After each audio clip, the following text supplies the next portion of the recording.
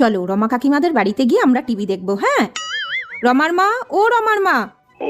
হ্যাঁ বলো, আমাদের টিভিটা না দুদিন হলো খারাপ হয়ে গেছে, আর ও খুব কার্টুন দেখবে বলছে, একটু দেখতে দাও না। টিভি দেখবে? ঠিক আছে এসো,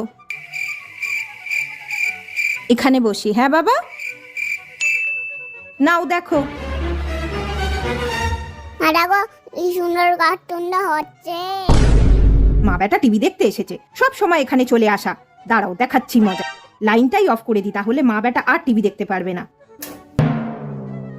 দেখো এবার কত কার্টুন দেখবে। কারেন্ট চলে গেল তো, তোমরা আর কি করে টিভি দেখবে? এ বাবা, কারেন্টটা চলে গেল। যাও তাহলে বাড়ি চলে যাও। কারেন্ট তো চলেই গেল, আর কি করে টিভি দেখবো আমরা? চলো আমরা বাড়ি চলে যাই এবার।